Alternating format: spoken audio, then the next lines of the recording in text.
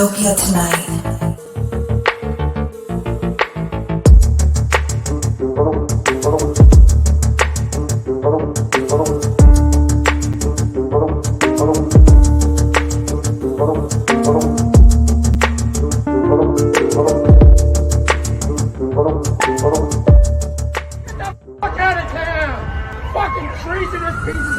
Dystopia tonight. Hello. Hey. No, Hi. I just realized something. It's going to be getting dark. Oh, okay. And I am not going to. How long do we do this? We do an hour. Okay, so I'm going to be getting progressively more and more poorly lit as the hour proceeds. But whatever. You know what? That's fine. We can take a minute for you to do whatever you need to do when it starts getting dark. Or I can just rush through this interview. No, it would take more. It would take more than a minute. It's fine. I put on one light, but I'm not going to set up like my ring light. That'll take way too much time. So just I hear you. Let it be. I finally just got up. First of all, it's hilarious that we're even in this position to begin with because, you know, all comedians. First of all, comedians have to do way too much as it is to begin with. You know what I mean? Like, we've got to write our own material. We have to promote ourselves as best as possible. We have to drive to the gigs.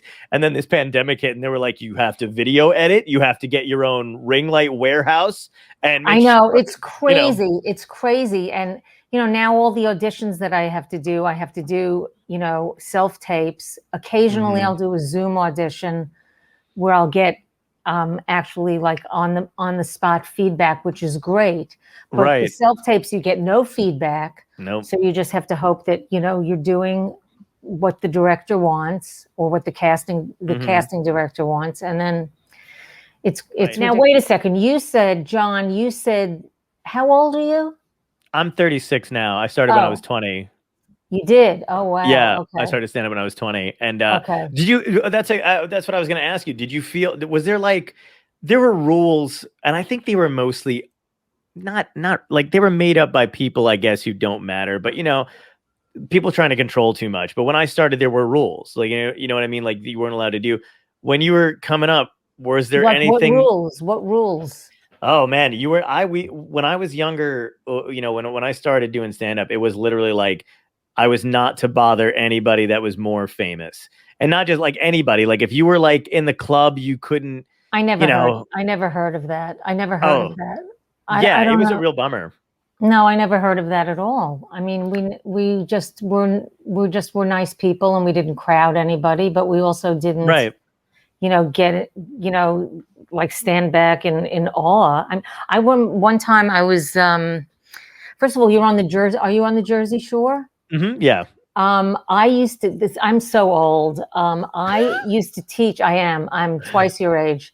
No, I'm not twice your age. I'm almost twice you look your great. age. I'm 65. You do look amazing though. Like, you look great. Thank you. But I'm 65, and in 1976, when I was 21, I used to be a teacher in Philly, outside of Philly, just north of Philly, and Montgomery County, and occasionally would go down to the shore to what is it? Long Beach Island. Long Beach Island, yes. That's where. Yeah, that's where I am. Yeah, we loved going there. It was so fun. It was so fun. Beautiful. But anyway, I was saying that one time, my friend Dave and I, we were taking an acting class, and we didn't feel like going that day, so we cut and we decided to go have lunch at the Ivy by the shore. How fancy were we?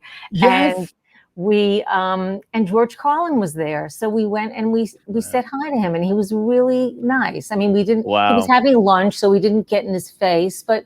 You know, people like to be approached. People like to share of themselves for the most part, unless they're assholes. Yeah, that's what I find anyway. I agree, and I found that out like you know, as you meet people in the business, stuff like that, and the more stuff you do. I mean, I'm lucky. I haven't met a ton of people who are assholes. There'd be a couple headliners who, you know, close the green room door. You weren't allowed in there. You know what I mean? Like something like that, where I was like, oh, that's a little odd. Like, I wasn't going to, you know, whatever. But there's a couple instances where that happened. I'll tell you later. I don't want to drop any names. Don't. Yeah.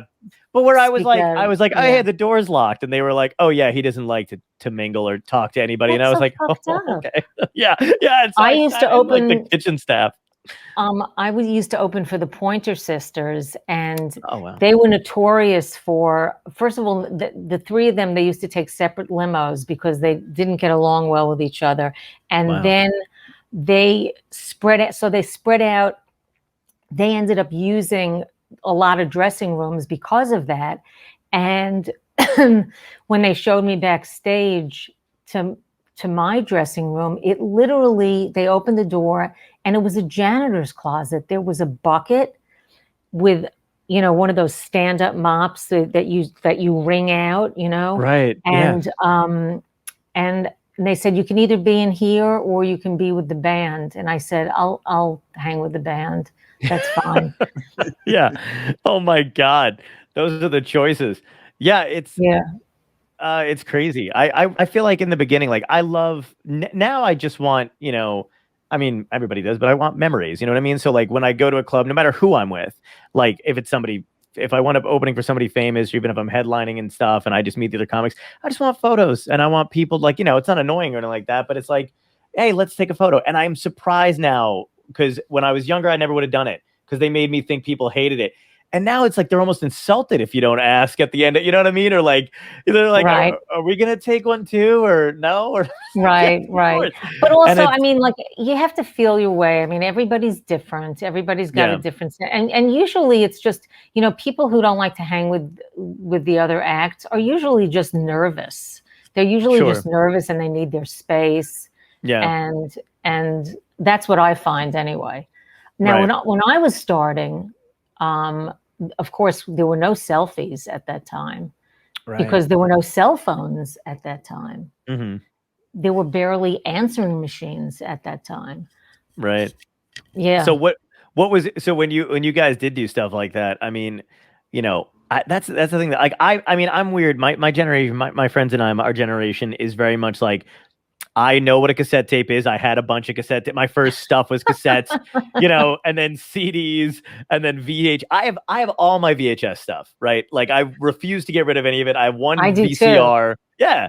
And I love that stuff. And then, but like also now we've got the cell phones and all this other shit or whatever. And it's like, I remember like taking a photo with like whatever it was and being like, I can't afford to do this again. So, you know what I mean? So that must have been right. Was it like, now it's like you have to promote yourself comedy wise. So like I bought a camera, like a digital one, and my friends and I'll take like, if we're going on the road or whatever, just to promote the show, post it on Instagram, which is annoying. Right. But whatever it is, on stage, you can take 30 photos. When you were doing that back then, did you think about promoting yourself that way? Or was it just one and done, do my act, get in, get out, get on Carson, go home? Yeah, I mean, look, there was definitely a lot of hustling that had to be done, but I guess I didn't do a lot of my own promotion once, and maybe this is lazy of me. Once I had an agent and a manager, I kind of let those people do their jobs doing that. But I mean, I guess I suppose it's good to delegate, but then some people think if you want it done right, then do it yourself, Yeah. So I have a hard time, I think now, with the advent of all this other stuff, you can do it on your own. Where like, I do have a hard time almost letting go of people doing certain things. Cause I'm like, are they going to fuck it up? It's not going to be the photo I want to use, or it's not going to be this, or, whatever. And I really have to let go of that kind of stuff. Cause there's so much going on. I think you really do, because, how many plates are you going to have spinning? And you have to ally yourself with people that you trust and know that they will usually make a good decision. Right. So one of the things I think I love asking comedians, especially people I've never met before, which this is awesome for me, by the way, because I've watched you do, this sounds creepy when I say I watched you, but you know what I mean? Since you were a kid. Yeah, exactly. Well, yeah. And it's so this is awesome. But do you remember what your first paid professional gig was? Do you remember who first paid you to do stand-up? Well, It was not a bona fide stand-up gig. It was like a roast. It was my sister's friend who hired me to roast his wife at her party. And I knew these people. And then I got some notes. I took some notes and I got some information from a lot of her friends. And I remember him handing me $100 bill. Wow. And I thought I had just died and gone to heaven. It was just, it was crisp. It was just, It was so exciting. Actually, that might have been the second time. The first time might have been a bring your own audience thing that I put together with a friend of mine that I had met at one of the open mics. And I think I made $75 there. So that was also not a bona fide comedy club. Right.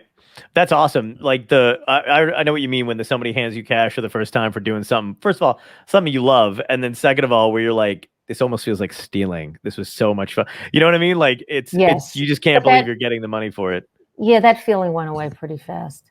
I don't feel like I'm stealing anymore. No, not anymore. No, I know. No. Those feelings are gone. That's incredible. So that was your first. When did you know you wanted to do stand up? Early. I became interested in comedy. Probably I was about 8 years old. I used to watch comedians all the time on the Ed Sullivan Show, on the Tonight Show. And when I was about 13, because I was voted class clown in my ninth grade class, and once that happened, you were. Mm-hmm. And once that happened, I said, "This is what I want to do." But then it took me almost another 13 years to actually start doing it. What were you doing in between then?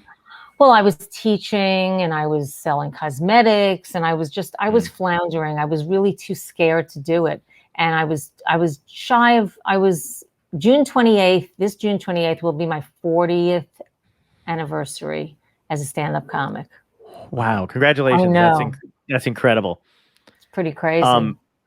When you said you were too afraid to do it, like stage fright afraid or just yes. Or just that you didn't think the possibility was there? Like didn't seem like a feasible thing.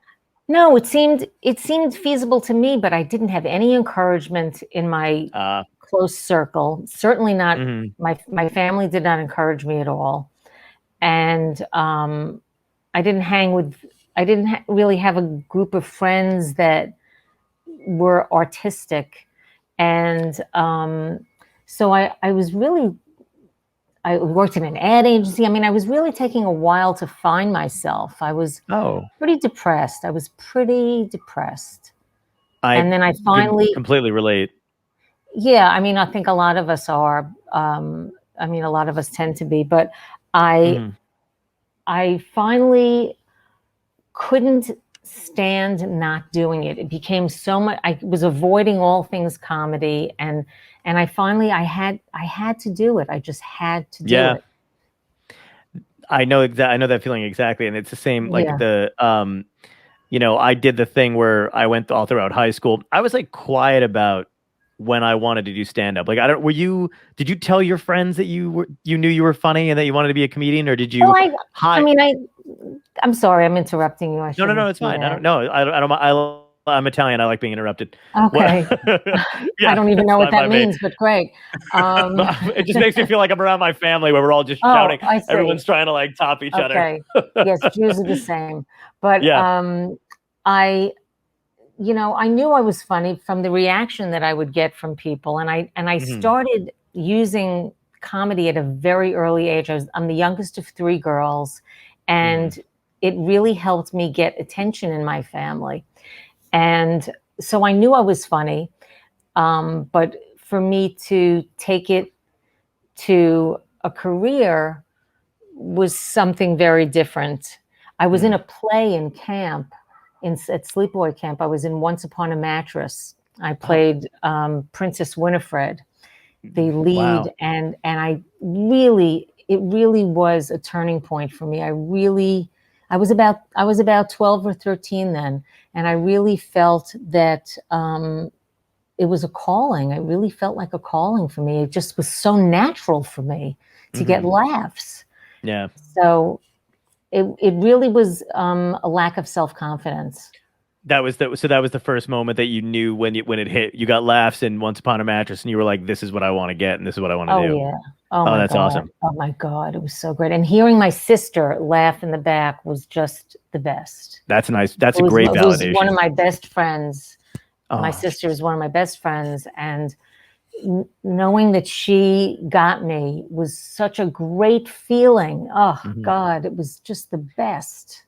there is a lot of understanding, like between like you want to be understood when you're doing your comedy because it's so personal, and the material, it's a level of connection that you can get with strangers and also with your family too. I feel like when your family and friends understand your comedy and they get you and they laugh at it, it's like a whole other level of friendship. Like you're just like, oh, you're seeing what's working on the behind the scenes here. Well, I mean, I think that's such a basic human need, is to be understood and to be heard.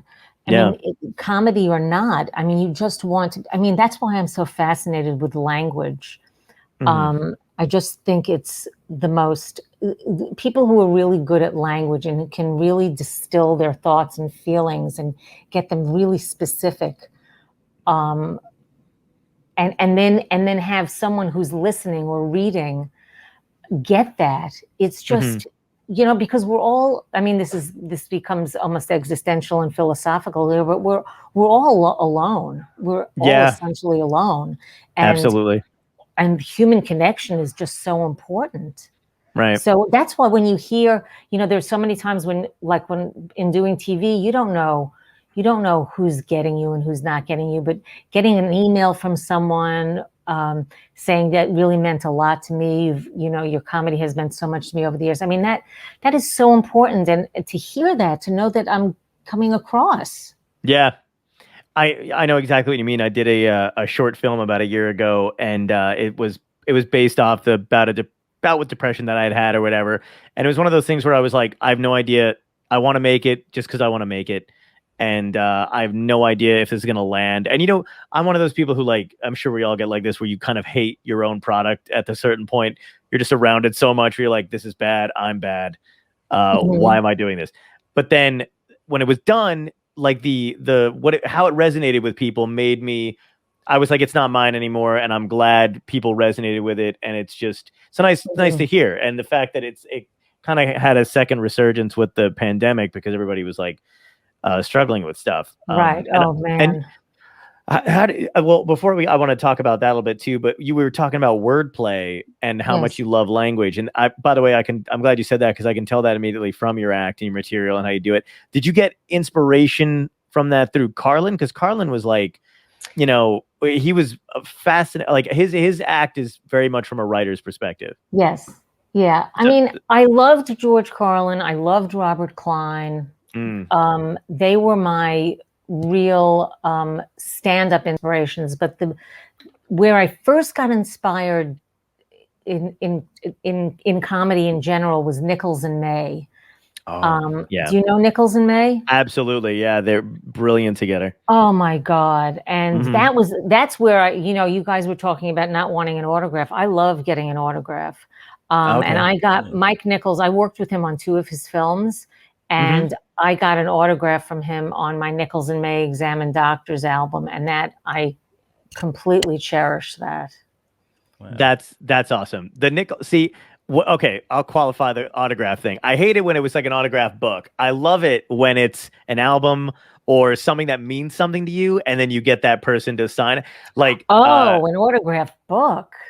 Like that. Like, when people do that kind of stuff, or they want it on a napkin. I'm like, ugh, why? I had to do that for somebody. Well, I gave them, and I have we all sell stuff at the end of things. So I have a book I draw like a cartoonist, and I do some freelance shit. But I had a book of cartoons. By the end of the year, I had a nice collection. So I was selling them after shows. And then some guy came up and was like, can you draw on this napkin and sign it? I'm like, I'll draw in the book. Like, just let me sign. Like, you bought the book. Let me fucking write in the book. And he was like, I don't know why I didn't think of that. And I was like, who thinks of a napkin? When I put on lipstick and I blot my lips, I get a really nice lip print. And somebody has asked me to sign that. And I've done that. That's cool, though. That's cool. something very personal and unique, and now they can clone you Yeah. that way. So that's Oh, even better. that's creepy. They can 23 and me you in a heartbeat. Oh my God. Well, I hope my Oh. clone has better luck than I have. You got to work with Mike Nichols. I don't know what you're talking about. It was great. You know, That your was career has just- been. That was great. Yeah. That's I'll tell you a another great thing. Mike Nichols Oh, story, which I've please. told before, but I'll make it as quick as I can. No. Go on. I used to, I memorized that album when I was a kid. Every band on that album, except for even the improvised one, their improvised one I was pretty familiar with, but all the scripted bands on that album I memorized. And my mom, when I was about 8 years old, she would come up to my room when I'd go to bed, and I would say my prayers. And then I would, which was crazy to even think I did that at one time. And then I would do a selection off the album for her, which she thought was very bizarre, I think. But when I worked with Mike Nichols on the first film that I did with him, I was standing side by side. I just happened to be standing next to him, shoulder to shoulder. He was setting up a shot, and I was just standing there. And there was no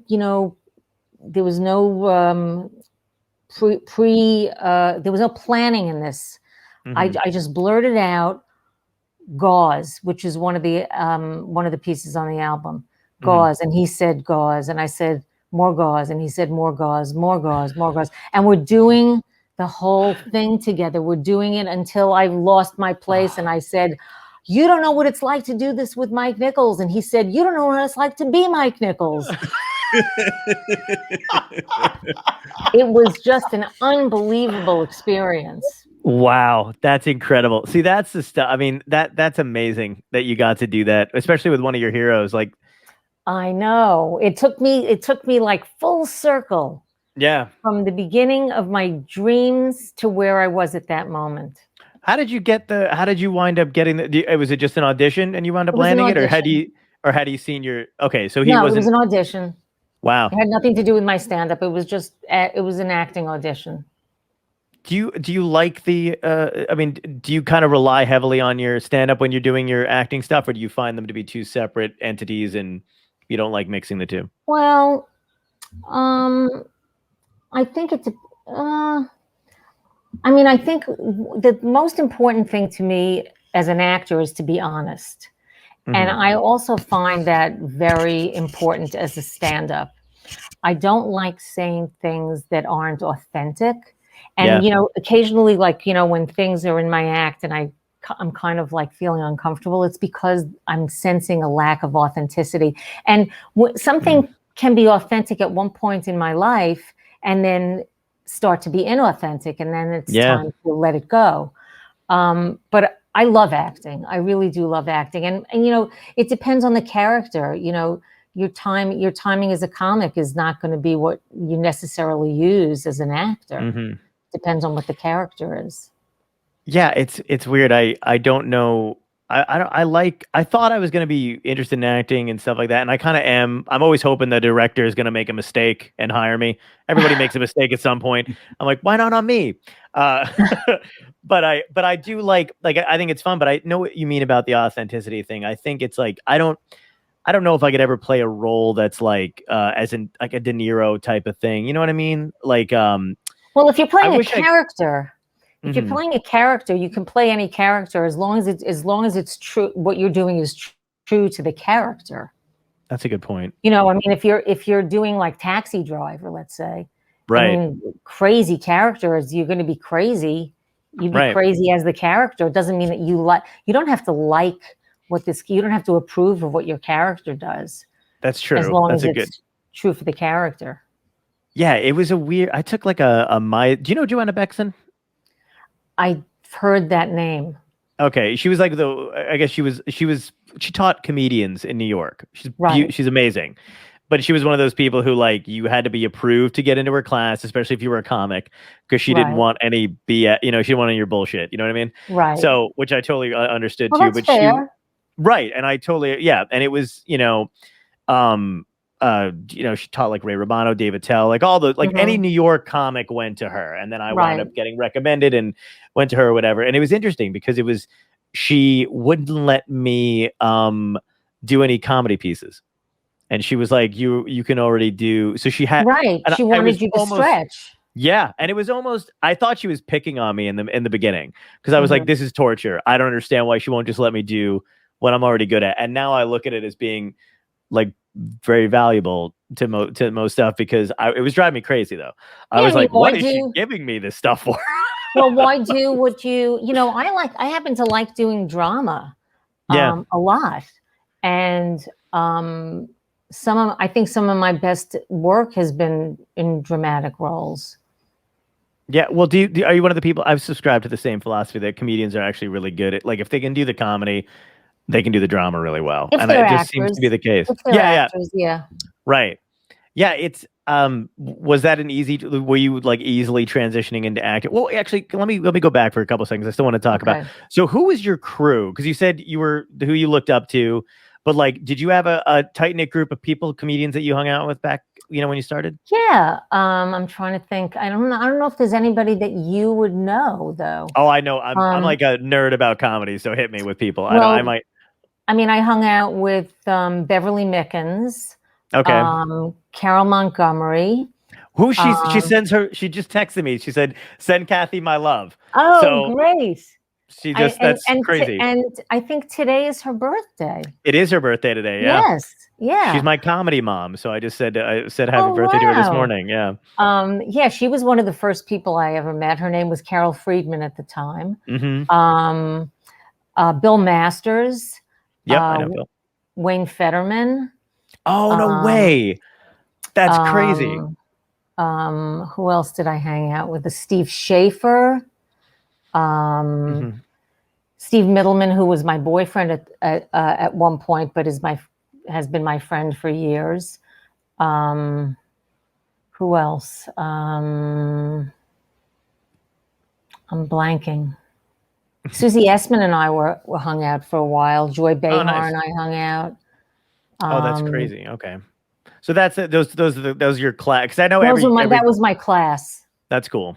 Yeah. And then you guys were like, was the camaraderie then as strong as like, I mean, every comedy book I've ever read about, comedians when they started out in, 80s, even, and I guess in the early 90s, was that it was strong. You guys, I was talking to, John Mendoza. I was talking to John Mendoza. Yes. And he said, it's funny because he doesn't do it. He's like, I don't have a computer. Sue Kolinsky. I'm sorry, but I didn't meet her until later because I was not an improv act.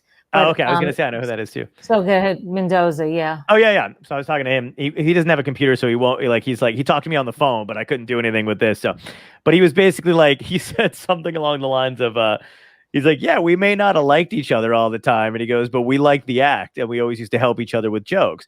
You feel the same way? Okay. But I mean, I genuinely loved, I loved that. I mean, I loved that time of my life. It was just the sweetest time. We were all in it together. We cared about each other. My clubs in New York were Catch a Rising Star and the Comic Strip. And, Catch was on 77th and 1st, between 77th and 78th and 1st. And the Comic Strip was like 80th or 81st and 2nd. So we would all, pass each other on 79th Street and talk to each other. How's it looking over there? How's it looking over there? Wow. The Comic Strip had scheduled spots, but Catch didn't have scheduled spots. So you'd want to know, like, what are the chances of getting on at Catch? Was it crowded in the bar? Were there a lot of comics hanging out? I mean, those were just such great days. My God. And you know what I noticed the difference between one of the many differences is for you guys, the comedy clubs back then were open until like 2-3 o'clock in the morning. Almost not every night. Yeah. And that's the craziest thing is every time somebody's telling a story or I hear someone doing it, whatever, they're like, oh yeah, we would call at like 3 a.m. and see who was still hanging out. And I was like, they close at 10 here. Like, what is going on? Well, first of all, it was the crest of the wave. The 80s and early 90s were the peak time. I mean, that's when every city had at least one comedy club, and you could work all over the country so easily. Yeah. I wish there was a. I mean, everybody keeps talking about an eventual boom, but I think the boom is like different. It's not going to be the same as far as clubs Everything go. keeps changing. You know, it's not. You don't want to go backwards. I mean, No. Well, you know what the cool thing was were you a Comedy Store person too when you went out to LA? yes, Did you? I was a Comedy Store person. That's what I thought. So did you see that documentary that Mike Binder did? Yeah, I was in it. I was in a little bit of it. I was going to say, some people, I talked to a couple of people who were on it and they were like, I didn't watch my scene. I was like, come on. I'm like, you were in it. How did you not see it? So I didn't want to assume, but it was great. And the one thing I loved about it, and I think this helped me, you know, and a couple of my other friends through like the COVID thing, was like, Comedy Store has been open for decades. And every time they hit upon a decade, it was like, comedy's amazing, comedy's over, comedy's amazing, comedy's over. And that store's, you know, and it's been around forever. So I was like, oh, we'll survive COVID. Yeah, I mean, it'll be very interesting to see where the world is a year from now. Yeah. I mean, I'm reading some horrible news about India having a horrible second wave, and it's just like, will this ever end? I know. Well, it's the second their next wave is because there's that mutant COVID, whatever the hell it is, that's supposed to be knocking around the Pfizer vaccine and stuff, or blowing past it or whatever. So I know. I feel the same way. And I feel like it's never, you know, we don't stand a chance unless the rest of the population understands that, like, they need to wear their masks. They need to stay. They can't be indoors. And we know and we know what that's about. Yeah. Oh yeah, absolutely. 100%. They don't give a shit. Nope. I know. And that's the reason why it's amazing to me that they didn't want to be in this situation for as long as it was, and they're the only reasons we've been in it as long as we have. And and the thing is, I've let go of this because it was driving me crazy. There's never going to be any, you know, what do they call it? A come to Jesus moment where they're like, oh my God, like it's my No, nobody ever I had a close friend who, and I'm thankfully everything's, you know, fine, but like, where they were going out. They were traveling. They went to, you know, they took a plane. They flew wherever the fuck they wanted. I mean, they wore their mask, you know what I mean? But like, they just did whatever. They went to bars. They hung out with people. And then, you know, and I would be like, I don't understand, like, you know, your parents are, you know, high risk, yada, yada, yada, or whatever. And they were just like, well, we're doing, you know, what the restrictions say. And I'm like, you know, variables, blah, blah, blah. And then, and then just recently it like swept through her whole family. And I was like, and you know what would bother me? It was like, there was a point where they were like, really shouldn't have you know what I mean? None of that. No realization. No, nothing clicked in like, man, did I fuck up? And I'm pretty sure after it runs through and they're all fine, it's going to be like, well, we dodged that bullet. Like, like I can't stand that shit. But that stuff drives me crazy. It's really sad. Yeah. Have you been, so you've been doing the self auditions and stuff like that, you said during COVID and stuff. Have you been doing any writing and stuff too? Do you feel like you have what's the process like for this kind of thing? I have not been doing enough stand-up writing. I've been very disappointed in that, but I have to, you know, it's very hard for me to write in a vacuum when I'm not going on a stage and performing, and Zoom does not do it for me at all. I hear you. I mean, I do it, but I don't do it with the consistency that I used to go on stage. Right. So I've done 4 Zoom shows total. I think the whole thing. Well, I understand. It's not very gratifying. I mean, look, if you were a young person with dreams and decided, gee, I stand-up comedy sounds like an interesting thing. Let me see how it's done. And you saw that it was being done on Zoom. Would you pursue it? No. Exactly. No, I mean, never. It's not what it's meant to be. It's supposed to be a conversation. Yeah. I mean, you go on Zoom, people have their video off, they're muted. I mean, what do they want? Or you get the guy that just I don't even know if I can do it, but who just like does this the entire, like they just lean back and you're like, sir, do you want to maybe sit up? Like, pretend that I'm I actually know. in the room or whatever. I know. I mean, people don't understand that it's like an audience has to participate. Yeah. You know?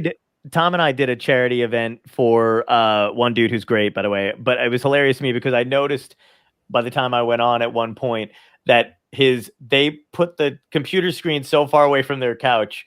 And then I just kept I'm waiting to go on. I'm looking at their screen and I realized the husband is watching some kind of sports game because there's just this light flashing in his face. Oh, wow. And his wife is watching the comedy show. And I was like, this is his fucking show. Like we did a charity thing and he wound up. Wow. Are you sure he wasn't watching it on another screen? I hope so. That's the good way to look at it. That is. I mean, that would be really sad. That would be really sad. But they were so. I mean, I don't know that he knew that he could have watched it on another screen. You know what I mean? Like they were not tech savvy. So, but I like that. That's good optimism. Speaking of tech savvy, I have to go back to something that kind of entered my brain, and then I forgot about it. But now, did you say that John Mendoza doesn't have a computer? He has, he said he said he doesn't have one or he doesn't do it. I think he was like, I don't do the computer thing. Oh, so he doesn't like to do this type of an interview, maybe. I guess, or I feel like I think he was like, I have email. And he was like, and that's it. And I think that was it. I think he's got I think he's on Facebook. I mean, I think he's on Facebook. I think he's on Facebook. Yeah, he was great, but he doesn't do the video stuff. Like he doesn't know how to work. He doesn't know how to operate it. And I'd still love to talk to him at some point, but I can't get him to get on this. Right on the this. On the this, whatever this is. On the, I don't know why. I know what it's called, but I went full Mendoza. Digital interview on a digital interview. Yeah, that's what it's called. Great. Damn it! It is. Yes, it's a digital interview. And this is how we see each other now. This is what it is today. I mean, one of the great things are those weights that I see in the background. Yes. How do you see that with the blurred background? Yes, because I just see the way it's set up. It just looks like it. Those are weights. Yeah, I'm in my office. What was I saying? That I get an opportunity. I mean, the upside of this is that I have the opportunity to meet so many other people. Yes. And by the way, it's the Alameda Comedy Club that I'm going to be at. I think you said the Almedia or something like that. Or, I may have. I'm an idiot. That's okay. No, you're not an idiot. But I just said it once to you. You're not an idiot. But it's the Alameda Comedy Club, and people can actually, if you're not in Alameda, you can watch the show digitally by going to comediaplex.com. I think tickets are on sale tomorrow, which is so great because you're reaching a much broader audience. Mm-hmm. What was that one more time? I'm sorry. Comediaplex. Comediaplex.com. Yeah. Tickets are on sale. What's today? Monday or Tuesday? Today it is Monday.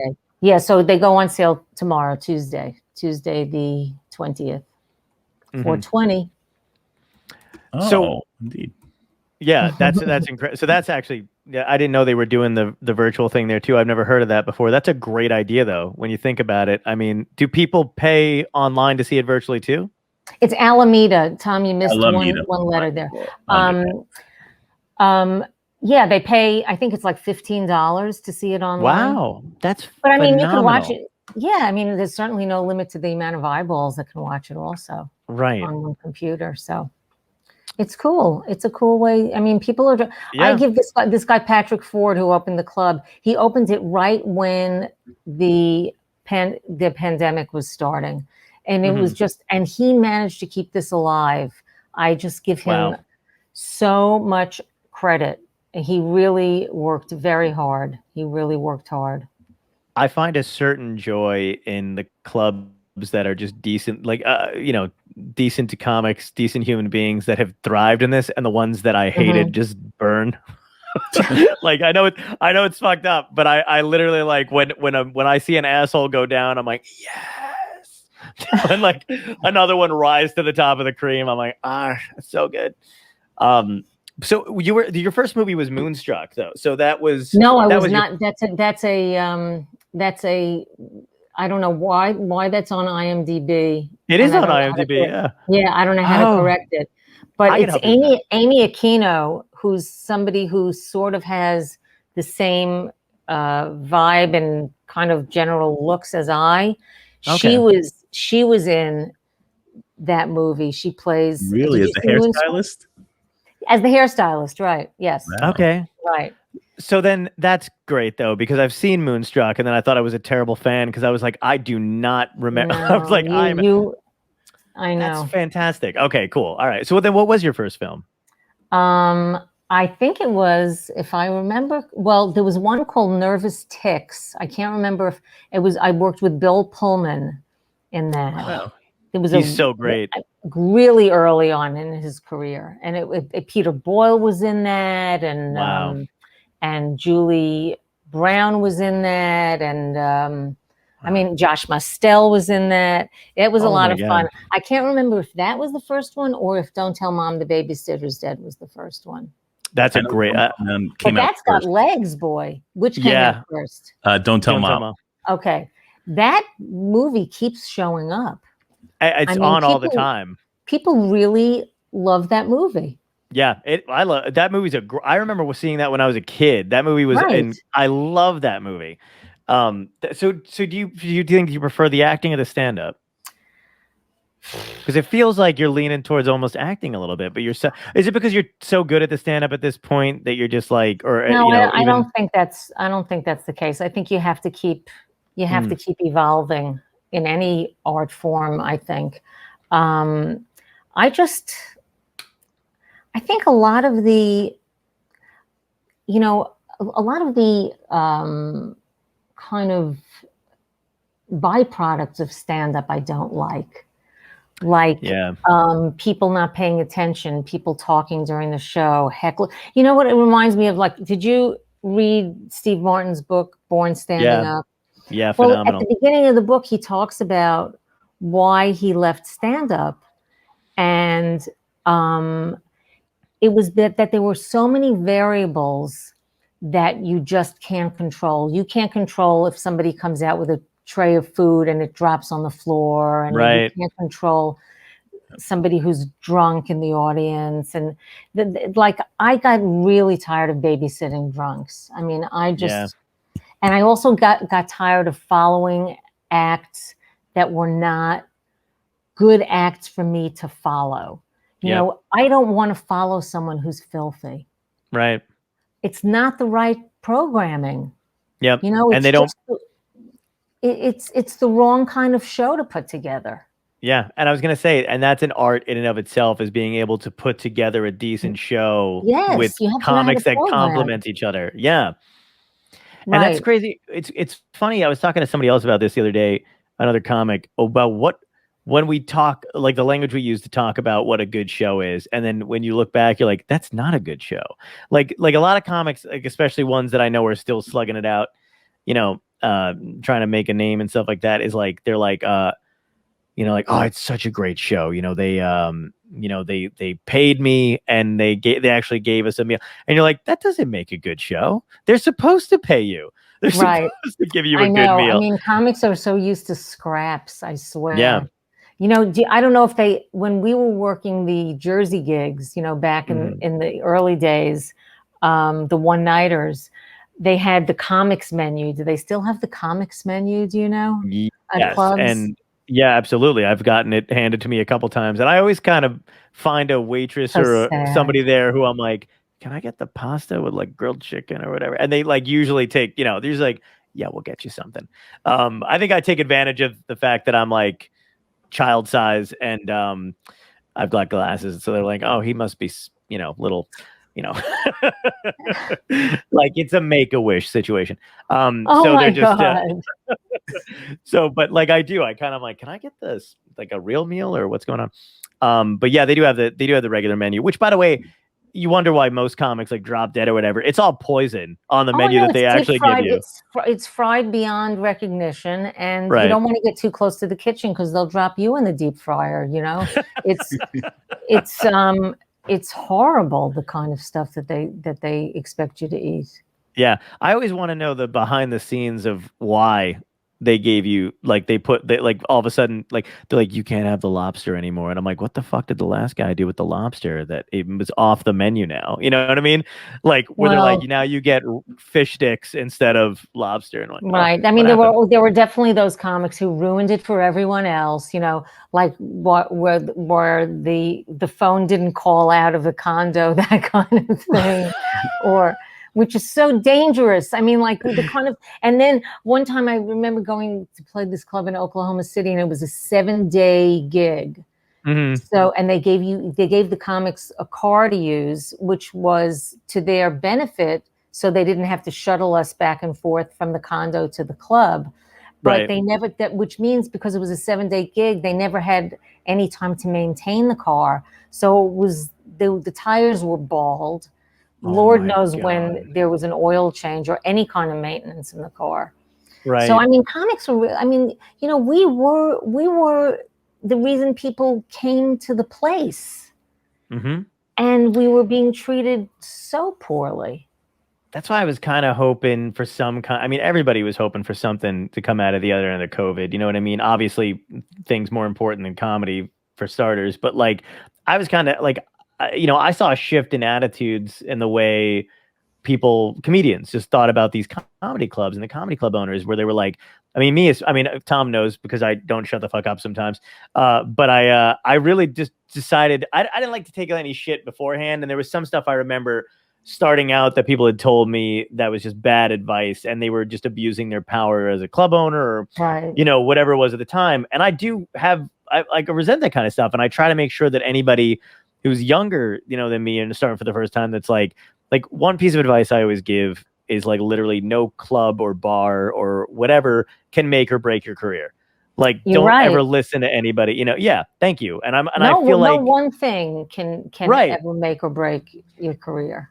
And when I was younger, that was something I was terrified of, because the way these club owners or whomever, gatekeepers, whatever you want to call them, throw around their fucking weight. And most of them are just dudes who, there's like a guy thing where it's like either owning property or having something over. So, like I never bonded with anybody on that level where you're like, I don't know what it is, but it's like, I think it's a very guy thing to do sometimes, where they don't even. It's a power thing. Right. It's a way to keep people in somebody else in his or her place. Yeah. And I was kind of hoping at the end of this, we would see, because when you think about it, the people that survived during COVID are, entertainment wise, whatever, comedians. What did we do? Like, I bought stuff immediately. I started interviewing people I liked and was, admired or whatever. And, we did, better or worse, we did some Zoom shows, whether we wanted to, but like the clubs died off. They don't have anything with that. Like, without us, they couldn't do anything. And for the most part, like, half of these clubs are just fucking restaurants. You know what I mean? Like, and they could barely. So, I mean, without us, they're not even comedy. They don't even consist of comedy clubs. So I'm hoping, we take some of that power back, maybe, but going out on the road. And like, I've already got some clubs who are like, we've been hit really hard and we're not, would you be able to do it for less? No, no, I can't. I've also been hit hard. Like, no kidding. By the way, can you see how my lighting is really it's really awful? Do you want me to see if I can turn on a lamp over there? I can't get the screen back on. Did that help at all? Actually, yeah, it looks great. Slightly. Yeah, you're okay. Okay. I know it probably looks weird because I'm lit like I'm under the sun, but it's because you are. I know. And Tom is lit very nicely too. Oh, thank you. We're trying to get dates. No, we go from this interview right to speed dating. So it's, he's my wingman. I'm going to die alone. So that's my future.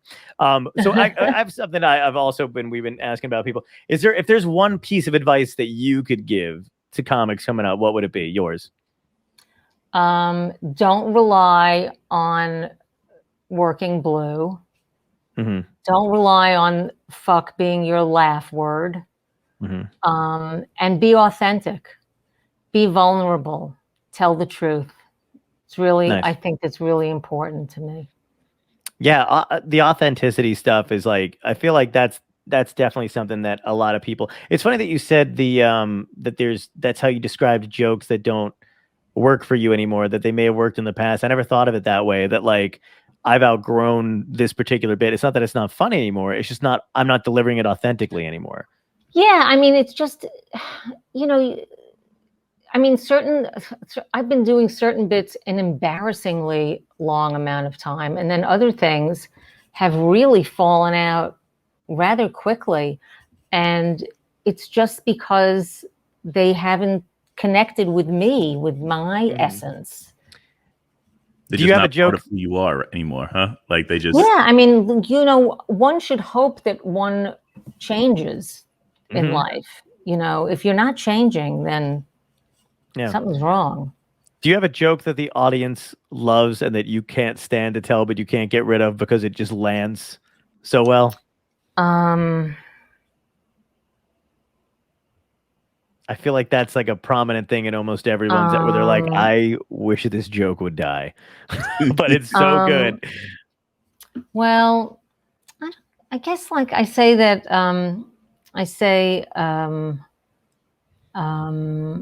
we adopted. My husband and I have a daughter. We adopted a little girl from China, and even though I adopted, I still got the epidural. I just think it's a little hacky. I don't know. I know why you would think that, but that's such a good joke, though. That's so great, though. I guess maybe I'm just tired of it, Yeah, I get the same. I feel the same way. I understand what you're saying. Yeah. You get tired of the specific joke, and then that's right, and that's it. So I want to just touch again on like between your, when you transition from comedy to acting and then going into movies and stuff like that. Was that an easy decision for you to make? Like it wasn't really. I mean, I didn't make a decision to transition from one to. I did them concurrently. Okay. But there was like a point where I was maybe doing more acting than stand up. Okay. And now this year I'm doing very little of either. Right. Yeah, I know. I've done, honestly, like I wish people could see. I've done better acting this entire year. Like when people ask me I'm fine, how I'm doing, and I tell them I'm fine, that's my most prolific acting.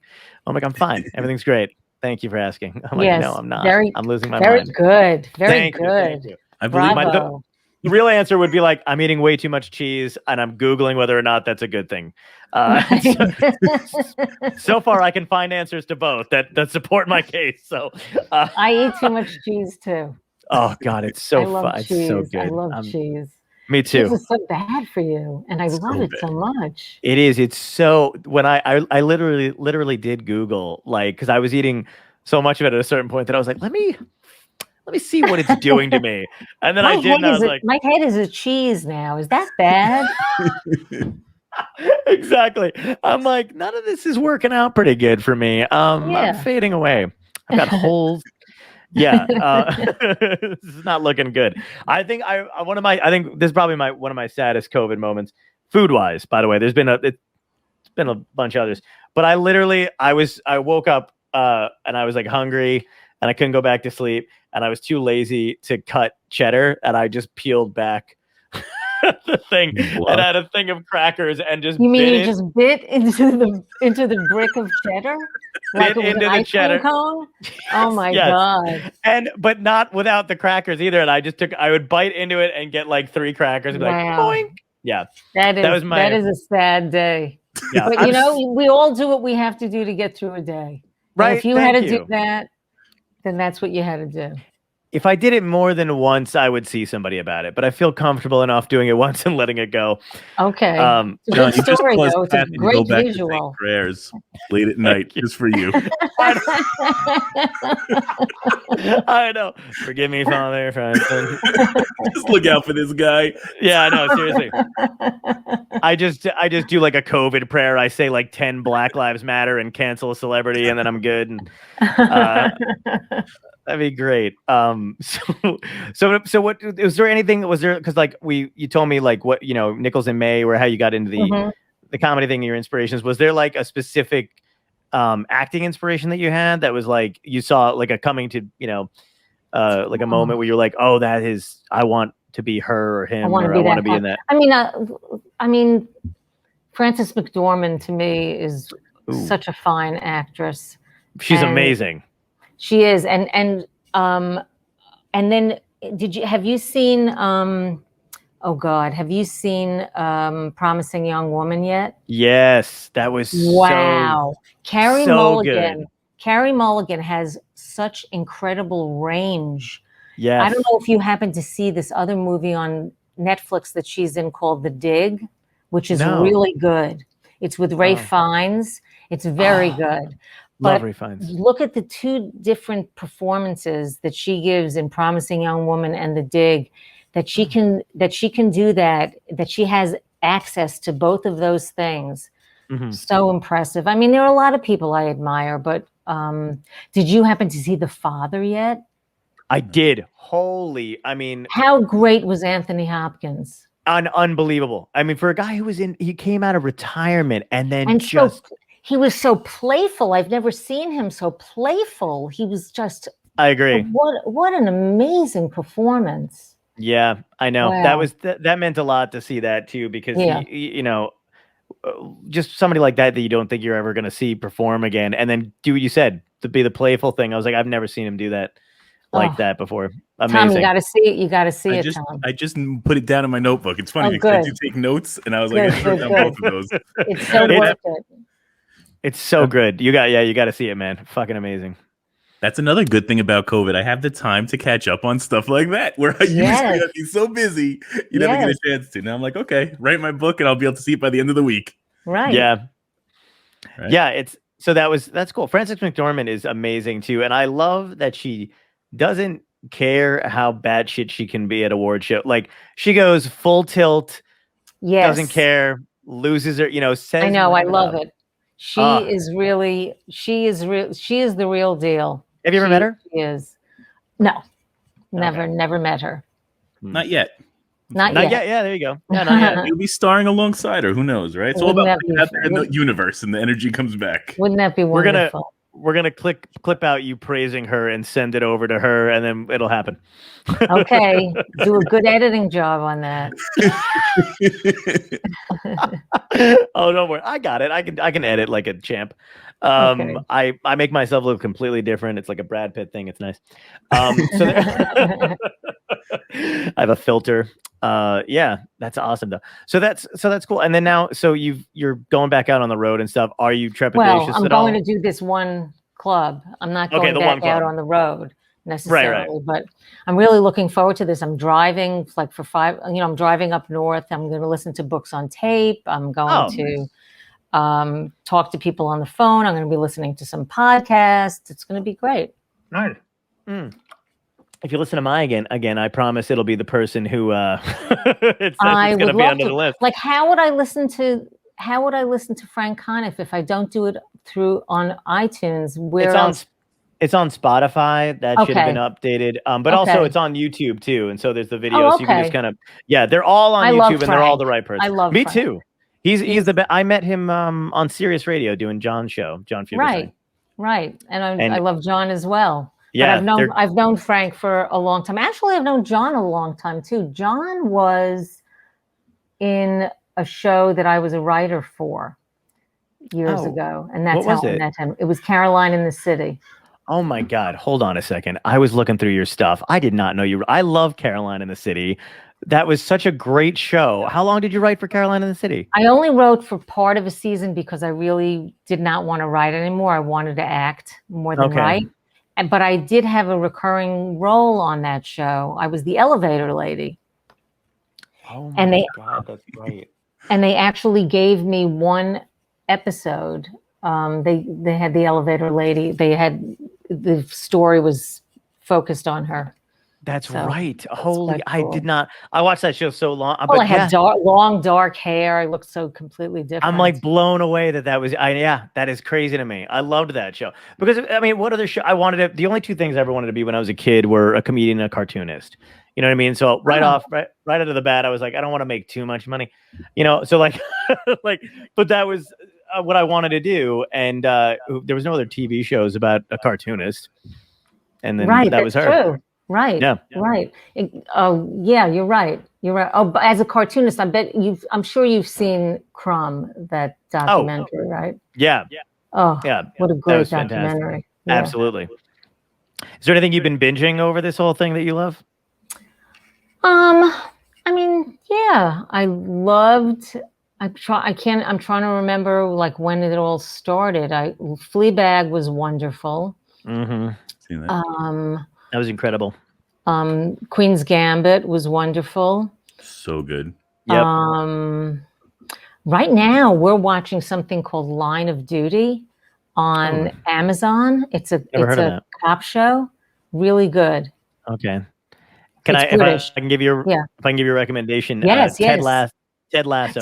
I love Ted Lasso. Oh, I loved God. it. How good is that? So great. He was so wonderful, and they Right? all were. They all were terrific. Yeah. It was a great ensemble. Yeah, that I mean, I kind of like I love like so the TV that I watch now is mostly just either dramas, you know what I mean, or some kind of action thing or whatever. I'm a big Marvel fan and stuff like that too, the movies or whatever. But I haven't watched anything like that in fucking years. That was incredible. It was great. Made you feel good. Yes, it was definitely a feel-good show. You did the Aristocrats joke. Yes. And I felt it was so funny that you said not to have to work blue and not to use F as language. I'm like, oh, now I'm going to go watch your Aristocrats segment. Oh, but it was so fun. Oh, Carrie Snow is a person that I used to hang out with once I moved to Los Angeles, but that was later.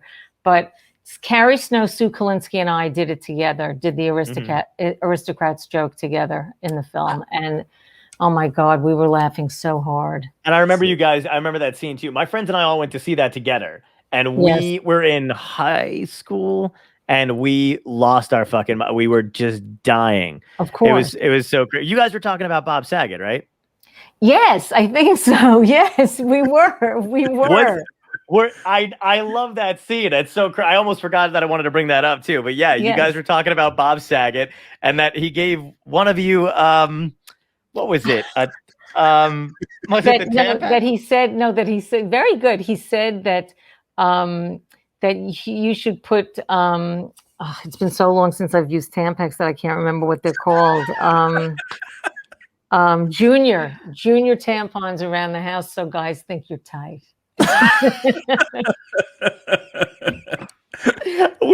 I swear to God, it was we were fucking dying. But that whole scene with you and your friends sitting outside was just the best. That documentary was awesome. It was really fun. It was really fun. Well, we can see by the lighting on me that it might be time to go, ladies and gentlemen. I was just going to say, I've kept you, I think, 10 minutes over. Well, seriously, thank you for doing this, by the way. This has been, it was fun. Good. I'm glad. Yes. It was really fun. A pleasure for me, and great. I'm going to speak for Tom too. Tom loved it. We'll see you again soon. Same here. Take care. Bye, guys. See you soon. Bye.